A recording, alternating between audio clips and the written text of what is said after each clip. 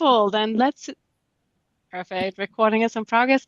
As a reminder to you all, we'll be recording the hour and the half hour afterwards in the video that's going online. We are only including the first hour, the extra half hour for extended discussion afterwards. We will just have recorded so we can take notes on it and include those in our materials that go out after the seminar. So for that part, we will be anonymized and it'll just be links that are being shared, thoughts that are being shared, and that kind of stuff. And we have a recording so we can listen to it and make sure we accurately summarize what was said during that half hour. All right, the other reminder is closed captions. If you want them, Zoom is great about them, and here are the directions for doing it. If you need help, be sure to put it into the chat, and Ellie, Cora, and Liv will get back to you. And that's that reminder. Oh, sorry, yeah. I wasn't in the right. Zoom is That's all right. While Liv is doing that, I mean, many of you know these slides. So just a reminder that this is a NIDA-funded effort. The goal is to advance the science on recovery community centers. And these are the people behind the operation. We come together and we discuss the topics and the plans moving forward. So if you have ideas, suggestions, reach out to any of us to mention those to us and discuss with us what needs to be put into here next. We are also a founding member of the Consortium on Addiction Recovery Science. That's a larger project. So we are focusing on recovery community centers. Other projects like that one led by Amy Miracle and Carmen Mason focus on recovery housing. There's a variety of other centers in the space on recovery science. We all came together to put together the Consortium on Addiction Recovery Science to support each other and broaden our networks. And we always share sort of like upcoming seminars that you can see here and opportunities for being on community boards and other things. Importantly, Ellie, did we have the NCAS link? I don't see it here if you want to put that into the chat. But once a year, CORS puts together a national online conference. It's going to be on April 23rd and 24th. I hope you'll be there. It's an exciting cast of scientific projects and lots of roundtable discussions. And the important topic is what is the next most important thing we need to do in the science space. So we very much hope that you'll be there and we'll see you in the variety of symposia and discussions there. Next slide, Liv. All right, as you also know, we have a list of recovery community centers that we keep nationwide. This is for when people reach out to us and say, hey, RCCs are great. How do I collaborate with them? Do I have somebody near me? We say, well, yes, you do. We have this list here, and they look it up. So if you happen to know of an RCC that is not on our list, we would hugely appreciate if you could let us know, and then we will add them to the list. And Ellie put the links here so you can see what our current list looks like, and we'd really appreciate if you can let us know about RCCs near you, RCCs you know of, so that we have a list for anybody who wants to partner and work with recovery community centers. All right, next slide. All right, so we are going to be transitioning over to our live feature today, and it is with us today is Cierra Coon, who is going to be telling us what it is like when you walk through the doors of her recovery community center. All right, Cierra, all yours. All right. Good morning, everyone. So my name is Cierra. I am a certified behavioral health peer support specialist for Never Alone Recovery Support Services in Pablo, Montana. So Never Alone is a nonprofit recovery community organization. We provide non-clinical recovery support services in the form of recovery residency programs and community drop-in centers. And our programs are based off of the social learning model, and we're heavily focused on community. So what we do is we provide a safe, positive, peer-led, peer-driven, empowering, person-centered environment supportive of all recovery pathways, including just community members. You don't have to be a part of our recovery residence programs. So what we offer is one-on-one peer support one-on-one peer support. We have 3 certified peers, and we have 2 recovery coaches at the moment while training more. We have recovery support groups, including Wellbriety, parenting. We do a Walking in Balance, which is a Native American cultural program.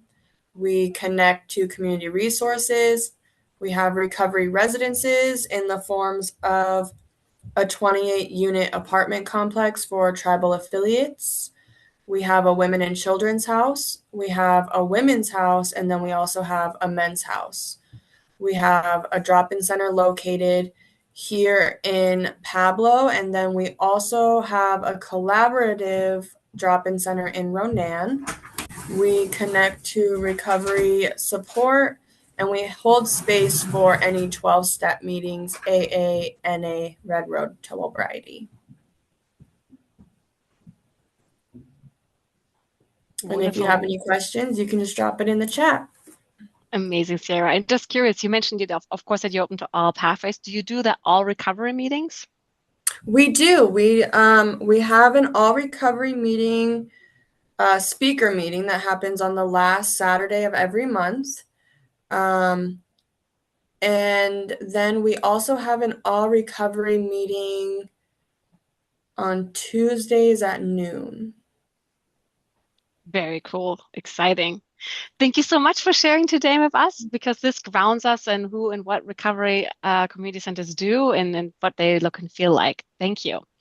We're now going to position over to our polling questions, the ones that we were just preparing in the last minute still.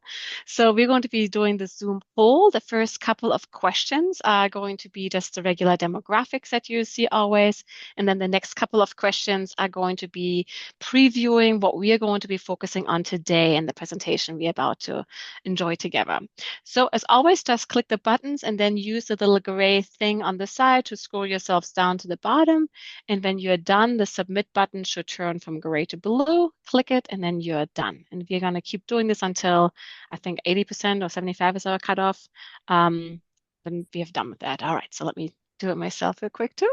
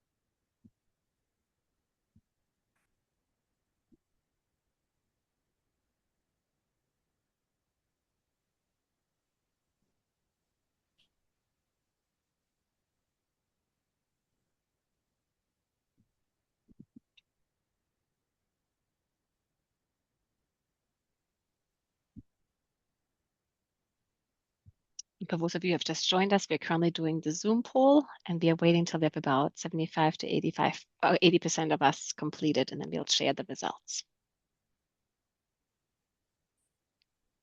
Where are we at right now, Liv? 70. We are motoring.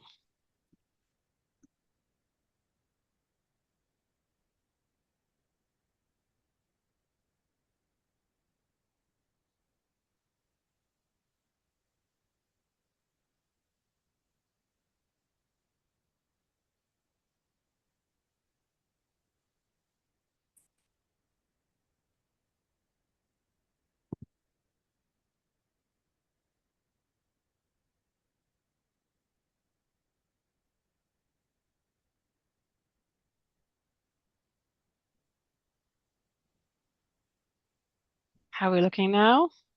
77%. Do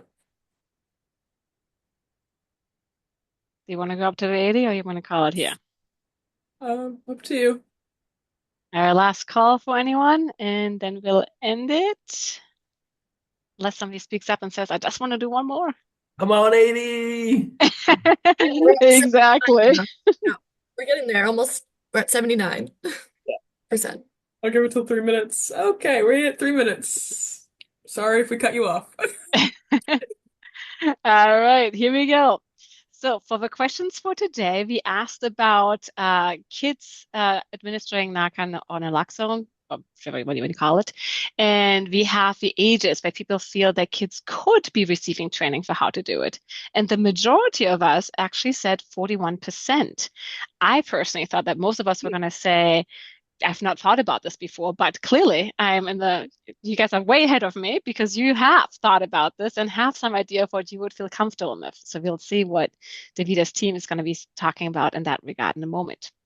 The other question that came up is about have you ever trained? And this is exciting, we have 8% of us who actually have trained youth in the use of naloxone. So please weigh in when we get to those discussion parts about what you've learned in doing it and how your experience compares to what Davida and her team are going to share. And then in terms of mandated reporting, most of us said we don't work in, well, half of us say we don't work at an RCC. And then most of you who are at an RCC are considered mandated reporters, which makes a lot of things more difficult in that space.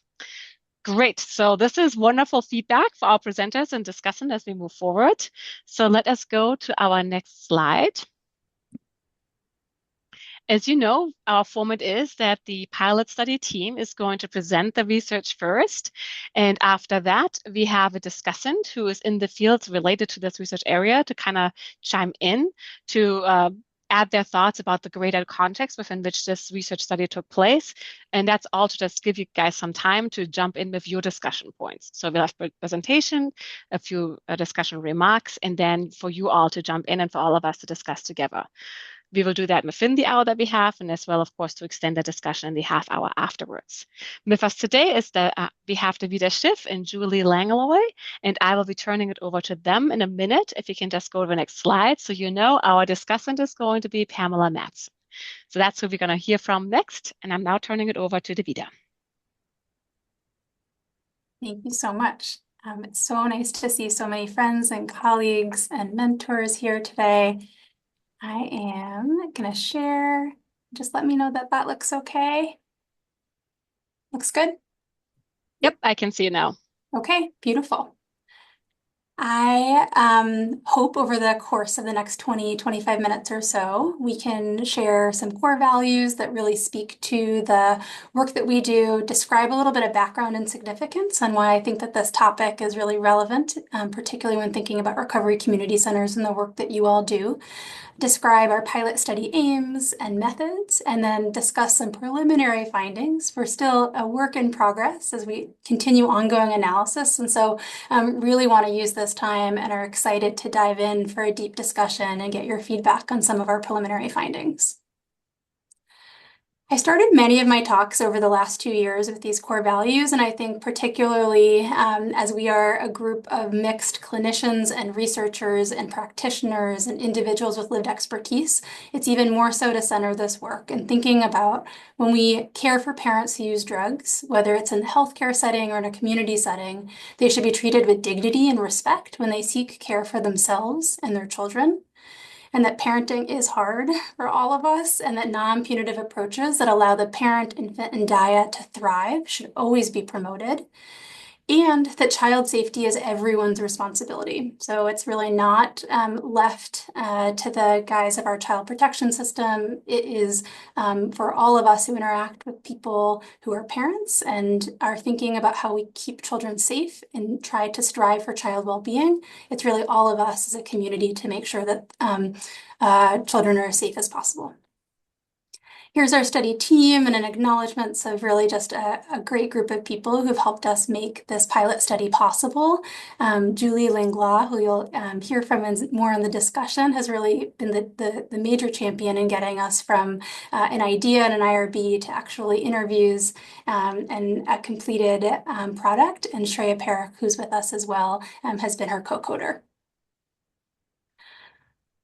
So why are we interested in this topic? We know that up to 20% of all pregnancy-associated deaths, so those are deaths during pregnancy and up to 1 year postpartum, are due to drug-related overdose. And that's been increasing as we've seen the rate of overdose in the general population rise. You can see this pretty fourfold increase between 2010 and 2019. And then what you can see from data that came out just last year from Christopher Jones and colleagues, looking at a combination of data from the National Survey of Drug Use and Health, as well as CDC Wonder, that the rate of children who are living in the community who've lost a parent due to drug overdose has also continued to rise. You can see that there's a slight predominance among males, but that those rates continue to rise.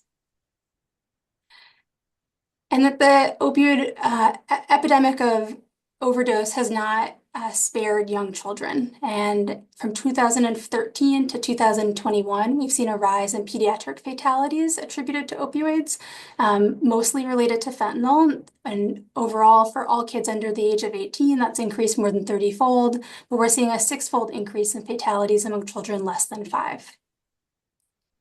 And between 2009 and 2014, again, this is a little bit outdated, but the most recent prevalence data that we've been able to find is that 1 in 8 children who are living in the United States are living in a household that's been impacted by substance use disorder, an estimated more than 2 million children who are living with a parent with an illicit drug use disorder.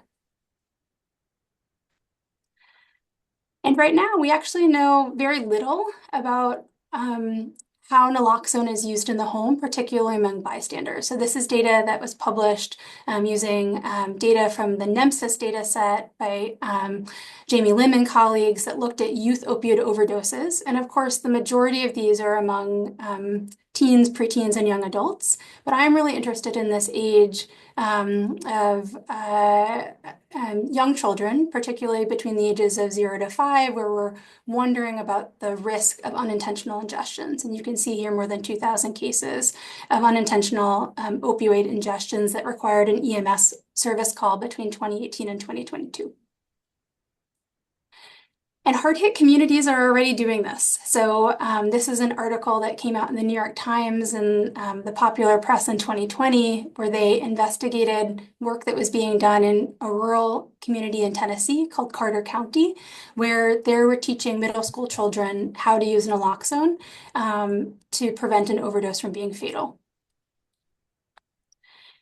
And it was really learning about that work that's being done in communities that are most affected that wanted me to really think more about how we could creatively talk about naloxone education and distribution. I think we've done an amazing job as an addiction community thinking about naloxone education for adults, for family members, for teens. But I'm really hoping that we can focus this conversation on what we think about using naloxone for young children and teaching younger children to potentially use naloxone on caregivers or other adults in their home. So our overall project aim was to use semi-structured interviews and to explore the family-centered recovery supports that are currently being provided at recovery community centers, and then secondarily examine facilitators and barriers around naloxone education and distribution and administration.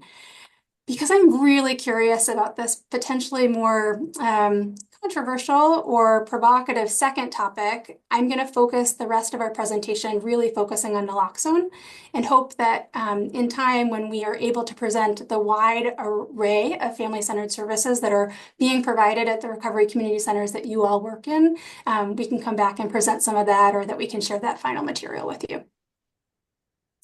So our inclusion criteria were paid or volunteer employees, paid employees or volunteers at recovery community centers in the United States that had reported to provide family-specific services.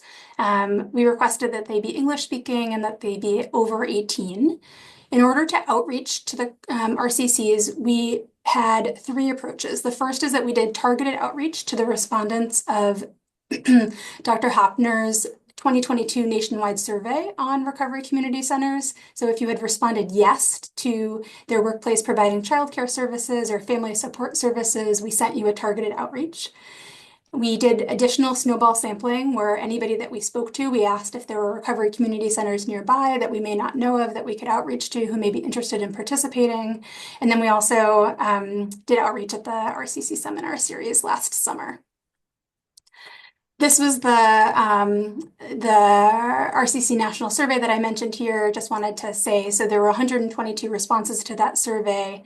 8% of you at that point said that you were providing childcare services, and 66% said that you were providing family support services. And those family support services were broadly defined as either family, parent, education, or support groups.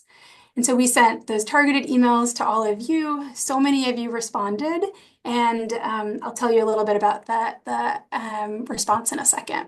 So just a little bit more on our methods. With respect to positionality, the interviews were scheduled and completed by a medical student who is bilingual in English and French, who was completing her first qualitative research project. She came knowledgeable about addiction treatment, but was new to learning about recovery community centers in the United States and the services that they provide. The interviews were completed between October of 2024 and December of 2024, and participants received a $50 gift card as remuneration for participation. We used a thematic analysis to generate our findings, and this is both a combined deductive and inductive approach to develop our codebook. So we had a set of codes that came from the interviews that we asked, and we used new information that came from the interviews to create our codebook. All of those transcripts were double-coded using a qualitative software called NVivo. The code summaries were developed to aid in the theme development, and then our analysis is ongoing, but it's an iterative process where we continually return back to the transcripts, our codebook, and themes as needed in order to refine our final findings. So we had 54 people who expressed an interest in completing this study. It was honestly one of the easiest recruitment efforts we've ever done compared to some of the really hard work of trying to get people with lived experience who are more active in their addiction. We completed 25 interviews, of which all but 4 of them were included in the analysis that I'm about to share with you. In terms of individuals that were excluded after that initial interest, some of them ended up not being eligible, not being able to, or were working at a recovery community center. We had already interviewed somebody else. So of the 25 individuals who completed an interview, we had a sample that was predominantly white and predominantly non-Hispanic. There were almost 3/4 of the respondents were female, and the majority of them were between 25 and 44 years of age. It was actually a pretty educated sample, with more than half of them having either a college or a graduate degree. And then I think really notably, particularly when thinking about workforce longevity and how new many recovery community centers are in their lifespan, the fact that 65% of the individuals that we interviewed had actually worked at that RCC for more than 5 years really speaks to a level of expertise of the individuals that we interviewed, which we'll get to in a little bit. Also could highlight a limitation of sort of the bias of the sample that we interviewed. So we were able to hit the 4 main census regions, although you can see there's definitely an East Coast predominance in terms of the responses that we had, with the majority of them coming from the Northeast. So potentially an opportunity for those of you who are spread across the rest of the country. If we didn't hear from you, or you're in a state that's not representative and want to share, please reach out to us. We'd love to hear from you regardless of whether it's formally part of the study or not. So one of the things that we asked individuals was what types of family-centered services do they report providing at the recovery community center where they work. And what you can see here is that kind of from top to bottom, there's a wide range of services that are provided. When we actually got into the details and asked people to explain the specifics of the different services and how they're providing these services, some people had their answers change a little bit in their qualitative interviews. And so when we are done with our final analysis, some of these numbers might change, but this is what they responded in survey form. And I want to just call your attention down to these questions around naloxone. And what you can see here, not too dissimilar from what you responded in the poll, is that there were a fair number of people who talk about naloxone administration in cases of unintentional ingestion, and that there are a fair number of centers that provide education on naloxone administration by children, potentially to support the needs of family members. But when you compare those to things like more common referrals, such as thinking about supports for concern for intimate partner violence or concern for thinking about supports when there's a history of substance use with children, it was lower down on the list. And then I was really quite struck, actually, that the majority of the individuals who responded felt similarly to you all today who responded that those working in a recovery community center defined their role as being a mandated reporter. Okay, so I'm going to jump into our preliminary themes now. Theme 1 is that there were barriers to naloxone education in youth that include general denial of parental substance use being a problem, stigma against naloxone, and the concern over potentially traumatizing impact on children. When thinking about quotes that highlighted this concern over denial, one person said, "Oh, we'd love to offer naloxone for 4th graders." The school would be like, no, it's not going to happen. I promise it's just not going to happen. People are going to say our kids shouldn't be involved. They shouldn't know. But they should. These kids are living it. It's in their house. They already are. Another participant said there's going to be some backlash because you're going to be talking about children abuse. Even if it's accidental inhalation, it's going to be like, my child would never. It's not about your child ever, it's accidentally. There's going to be a lot of denial about having drugs around children. An example of a quote around naloxone stigma was, "So we approached a school district to train their educators, to train their school staff. The district administrator said that he did not want naloxone available because if students found out, they might be more comfortable using substances on school property." And this was a sentiment that we heard from several interviews. And then there were several quotes concerned about the potential risk towards trauma on children. One participant said, "I think it might be harder to get people on board for teaching kids how to use naloxone because people would be like, kids shouldn't be in that position. It's going to be traumatizing for them to have that training." Another said there's deep discomfort with imagining a child having to administer naloxone without considering the fact that they're capable and able.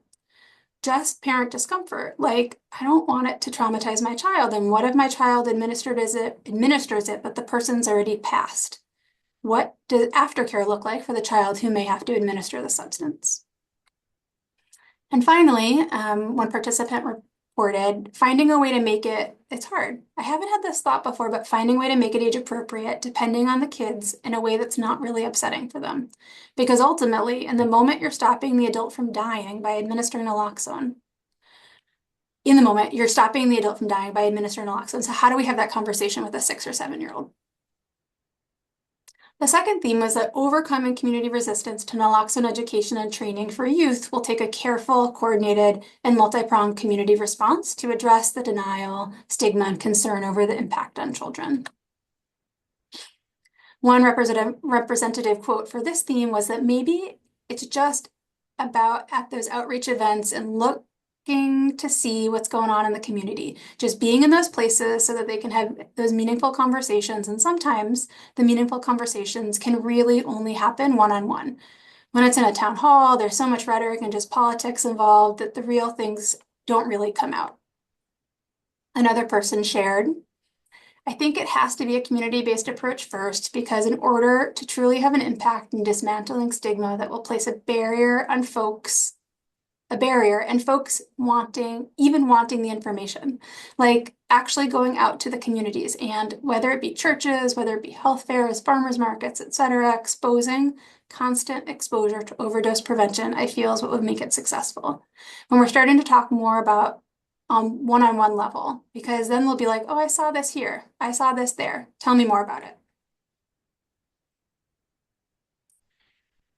Another person that we interviewed really spoke to the importance of using personal narratives to overcome resistance. I think having personal stories, if it's high school or middle school, speakers coming in to give personal stories I think sometimes that can speak to kids, and then maybe having that alongside of a Narcan training. It's not just Narcan training, it's how do we get people excited to talk about their story, to talk or share their truth and be vulnerable. It could all be wrapped around with substance use and mental health and then the Narcan.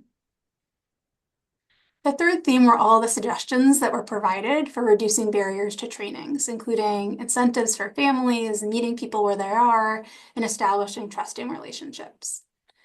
So here, rather than share a large number of quotes, I wanted to just describe some of the different suggestions around settings for where naloxone education on young children could be, who should deliver the intervention, and then some thoughts on providing incentives.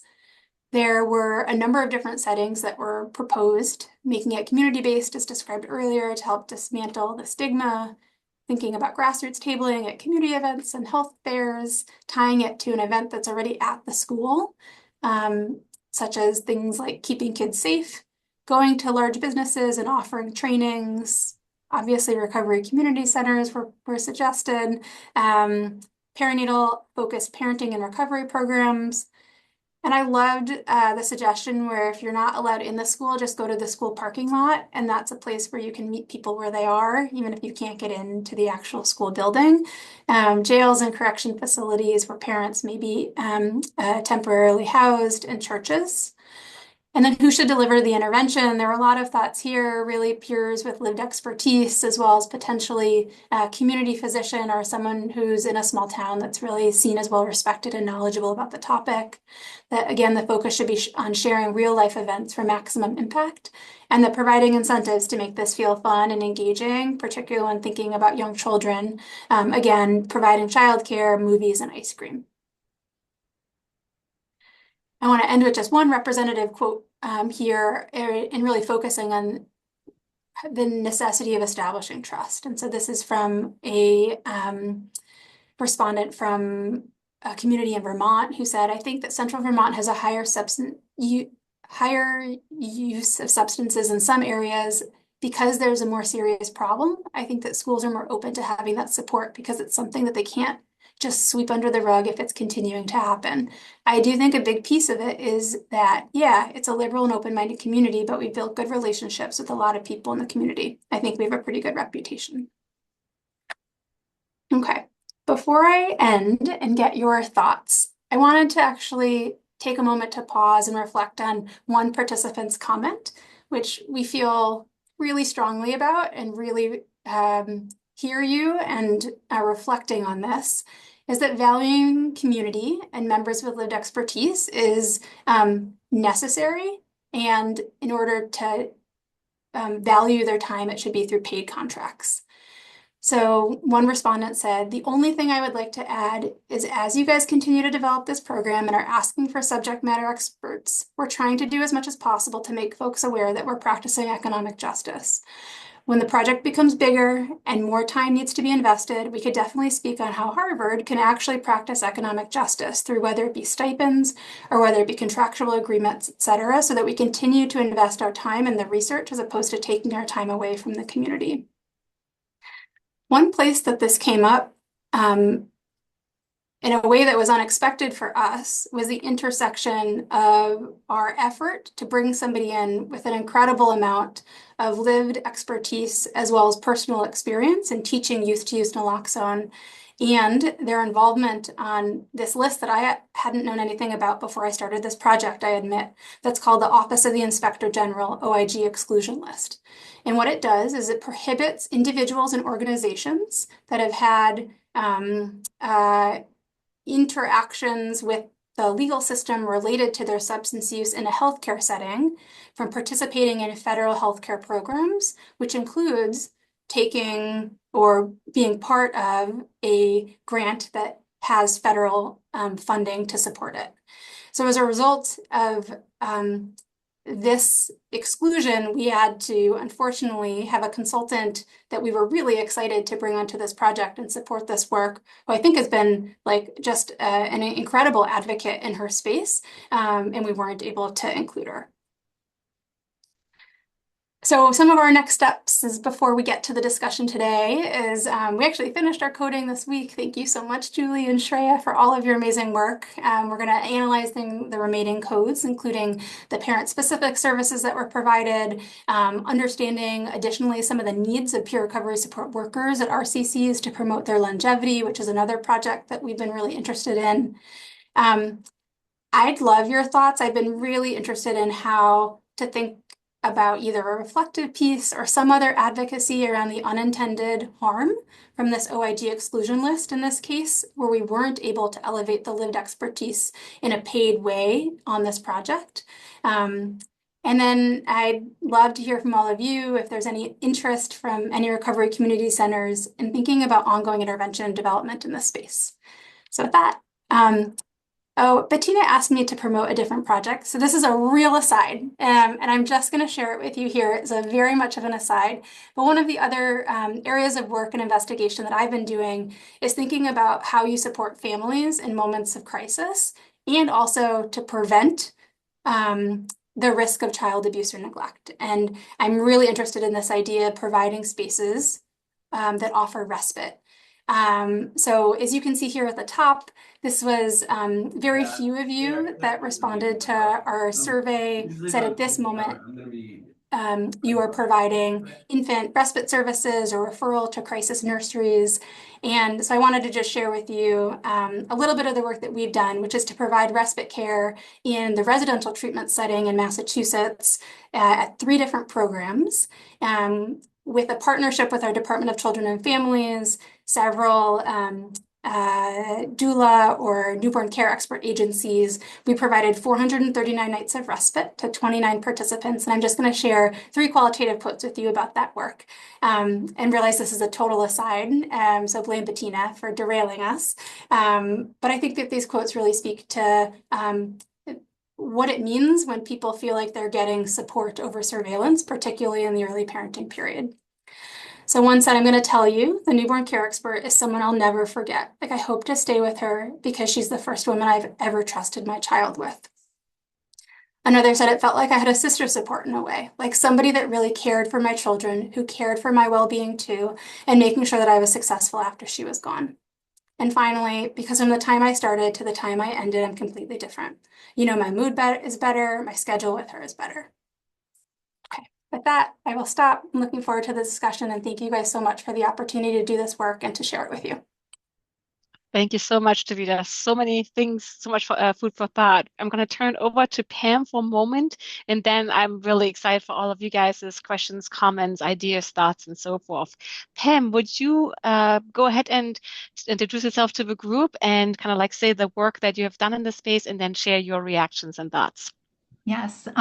Thank you, Bettina, for encouraging Davida to share that last bit. I think it's completely related and amazing. I'd love to actually hear more about that. So thank you very much for the invitation to be here and to join you all today. I am Pam Matson, and I'm an associate professor in the Division of Adolescent and Young Adult Medicine at Johns Hopkins in the School of Medicine there. So I have done research on how children and families who experience substance use can best be identified and supported through pediatric primary care settings. This conversation began as a juxtaposition really to school settings, which seemed logical because that's where you can find children and families. But what was found was that there was very low parent engagement in school settings because addressing substance use in schools is perceived as stigmatizing. And this is really in contrast to pediatric primary care settings, which is a natural place to bring concerns that you might have for your child or for your family broadly. And really, prevention is the foundation of pediatric primary care. So it's really an ideal setting. And the thought being that identifying substance use in the home environment is prevention for the child. However, addressing family substance use in pediatric primary care settings is not without its challenges. And so I've been asked to think about to what degree are the barriers the same or different in non-clinical or specifically recovery community center settings. So one of the key advantages of addressing family substance use in pediatric settings is really the longitudinal relationship with the family. And this has several advantages, but one of the most important advantages of the longitudinal relationship is trust that families have in their pediatric provider.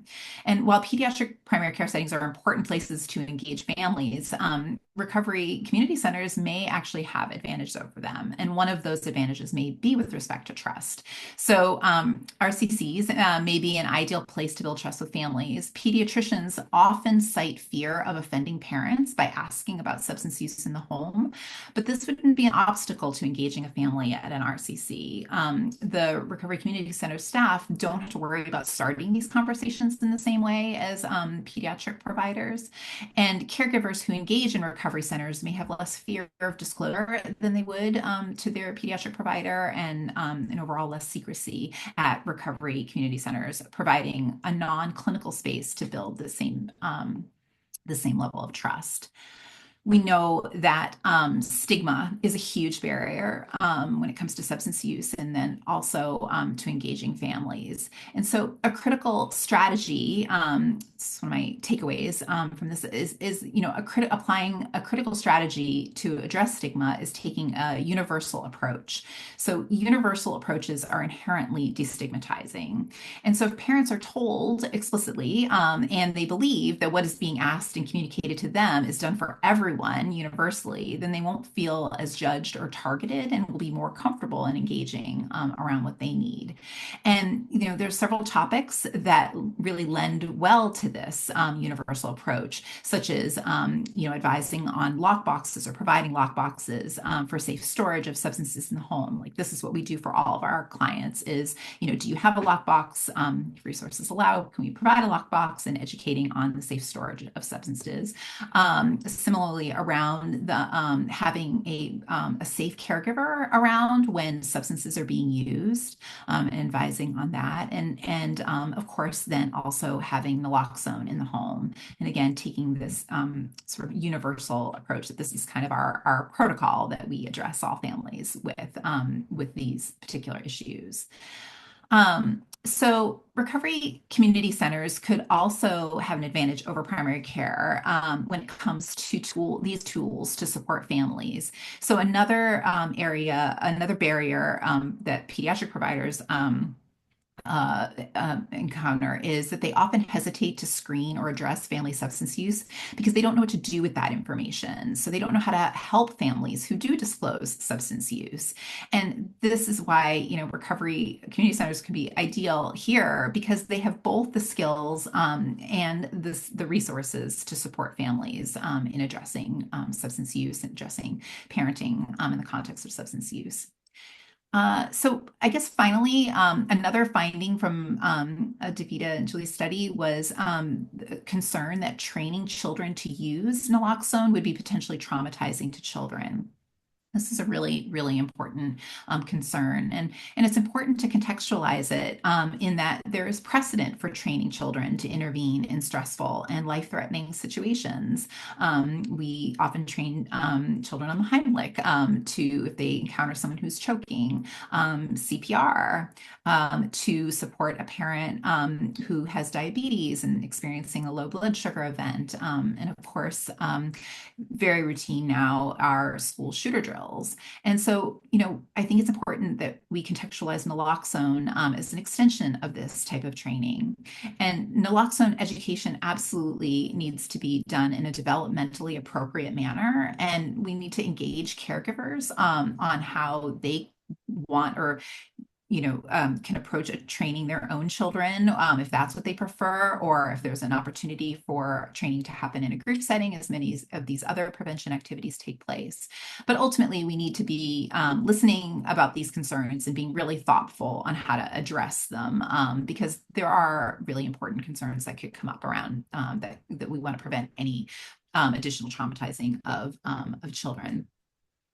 But it was very exciting to see that the vast majority of folks here thought that it was appropriate to train children on the use of naloxone. So I really look forward to hearing your thoughts on this and your experiences in doing it. So I guess with that, I'll hand it over. Wonderful. Such great points, Pam. Thank you for raising them and putting them into our space here to think about and keep in mind. That was excellent. All right. I see Hannah has already put some thoughts in the chat, and I'm also encouraging all of you guys to just speak up. You can raise your hand or just unmute yourself and talk or put something into the chat. I'll start by commenting on Hannah and asking Hannah to speak while you guys organize your thoughts and speak. Hannah, did you just want to say out loud what you said in the chat for folks? Uh, sure. So this is I mean, the compensation piece and the hiring piece has been a point of contention that I've had with my institution for a while, and have really wanted to find better ways to compensate folks. But there's a lot of pushback with, even just having larger amounts of cash or just using different methods that best fit the needs of our participants and our key informants and our community-based partners. And then I think, it's always been difficult to hire people with lived experience. And that's something we're always trying to figure out new ways, or we can maybe hire them as a contractor, or just, trying to be, depending on what your institution allows, just trying to be creative with ways to hire folks and make sure that they are compensated for the time that they do, brings the time that they do devote to these studies. So yeah, just echoing the frustration, but this is an important thing to keep working towards. So thanks.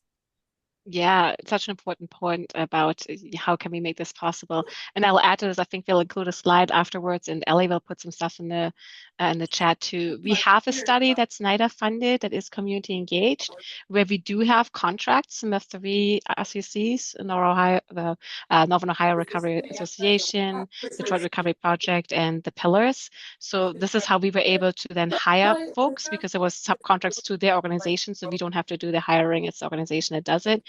It was incredibly hard to do it through our administration, because it's something that isn't done a lot of, but needs to be happening a whole lot more, that this research is being done together.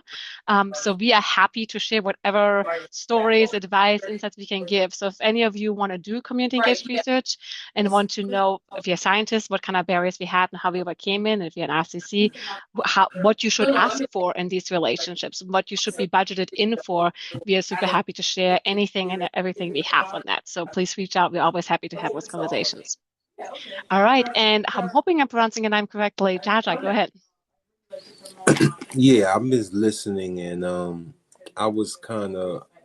from New Jersey, and I work at a recovery community center, and I voted that children should be able to administer how you call it? What's the name of it? Naloxone. Naloxone, yeah, should be able to administrate naloxone, right? But I believe that it should be some type of system put in place where, like, instead of going to the general public, going in schools, I see you can maybe place signs or information around the school for the parents to be able to observe during parents meetings and so forth. But to get that to the children that all households are not affected with these type of disorders, and so I would think that reaching out to methadone clinics, recovery courts, recovery community programs, um, different hospitals that had patients come in for overdoses and so forth. These names should be compiled, and then these parents maybe should be spoken to, and then asked if they had children, and then permission be asked to be able to explain this to explain the use of this product to the children, so it could protect the family and the parents and itself. But just to bring it up and give this information to children who have no knowledge of drug use or disorders would be stigmatizing towards the other children who do. The children, if they can find out which children parents do have this disorder, that would cause issues. Like, I'm just thinking, thinking like, but yeah, so yeah, it should be a consensus, man. It should be something where you can pull this information from hospitals and courts and resources and get the names and then go through it like that. But just bringing it to the general, put it in the school so that everybody, I don't think that's a good information. I don't think that's good. But I think the concept of children being able to do that to protect their parents and it would be important, because I remember in the situation when I was 8 years old and my grandmother had a seizure. I learned in school to call 911 and call the hospital, and I helped save my grandma's life at a very young age. And you know, everybody was very proud of me at that time because and where I got the information from was from school.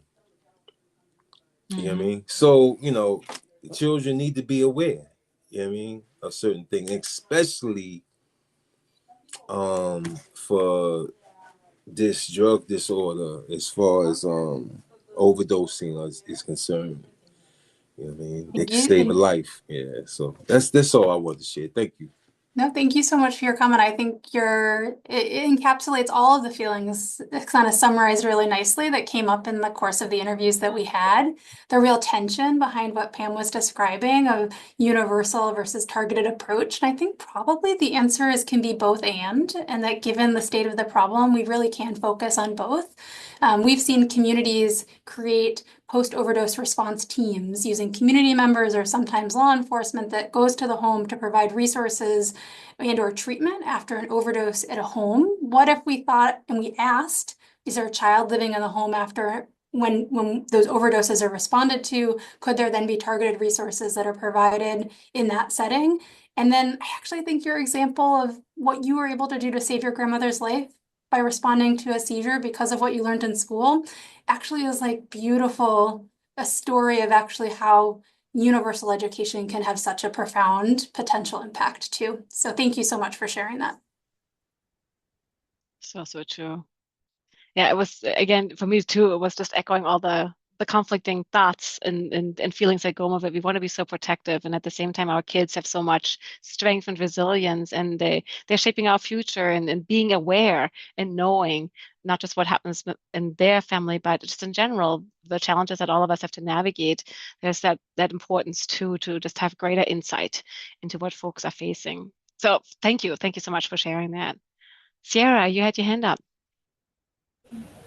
Hi. So when I was listening to Jaja speak, I could relate and agree with a lot of what he was saying. However, what we have seen here in Montana is overdoses in our elementary schools and our junior highs and our high schools, and not even teachers knowing how to distribute naloxone or even having it in the schools available, and then response times being so far out that we're at risk of these children dying.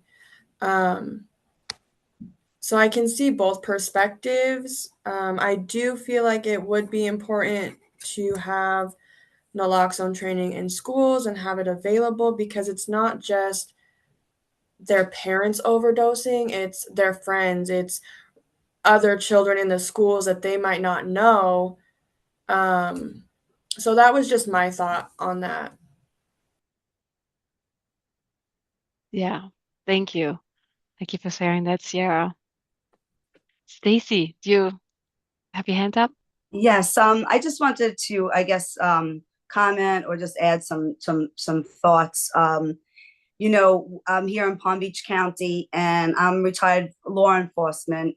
And very recently, we had a very big problem with law enforcement carrying naloxone, Narcan, and very recently. So, it took a whole community and a whole lot of fighting. It took 7 years. And, we understand all the stigma and all of the stuff that goes beyond it.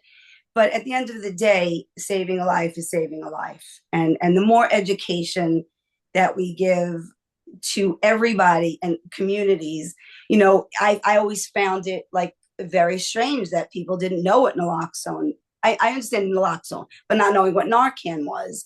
And it's not. I mean, it's still, there are still communities and people where you'll go into and you'll ask, or you'll have a conversation and they're like, no, I don't know what it is. And a lot of people are always willing to learn and say, well, could you tell me a little bit about it? And, you know, I pull mine out that I have in every possible spot I could possibly have it, you know, in my trunk, in my, because I have that and EpiPen and whatever it is that you can do. So I understand us being a little fearful of creating trauma or bringing attention to the youths or younger people that have no exposure to this. But we also do know that in today's society, it's way more prevalent. And if it's not in your own house, it's in your maybe the neighbor or someone in school or the teacher, whatever it is. And for us to not share and give the knowledge that we have is really, it's really, the responsibility is on us as a community to share this information that we have. Years ago, people were, I mean, I could quote the sheriff, I could quote Rick Bradshaw. We will never, it will never happen. And never is not never, because they are having it now. So, and you know, not to be negative, but the thing is that you cannot save, you know, you cannot, there's no hope for someone who has passed. And traumatizing a child who's around something like that would be much more traumatized from someone who's passing. So I guess it's like the lesser of the two evils. But I think it's us as a community, we have a responsibility. I'm fascinated that when I joined here, that the whole conversation was around naloxone, because I'm telling you, it was only less than 2 years ago that it switched here in Palm Beach County, which is pathetic, you know. But grateful that we have it. But it's just my, you know, like my opinion and my desire to have. Listen, we all would like it to go away. This is not an epidemic. This is a pandemic. This is with people are dying at alarming rates. And we as a community and as parents and as people have a responsibility to give the knowledge that we have, because we have it. You know, and we have to dispel, you know, get rid of all of the misnomers and, oh, you know, like, oh, I don't want to do harm. You know, we know that if you give naloxone or Narcan to someone, then and they're not having they're not an overdose, nothing will happen to them medically. People don't know that. But so I think it's however we got to do it, we have to do it, you know. So just my 2 cents. Yeah. Yeah, it's empowering, and I love that you brought up the EpiPen too, another great example. Such great points. I will say we are at the hour, so I just want to be aware, let you guys know, for those who have to off, we will continue this conversation. But I did want to say we have more seminars scheduled, and you'll get the email, and Ali will put the links in the chat here as well. And a reminder for those of you who need to go, thank you for being here today, and we'll continue on with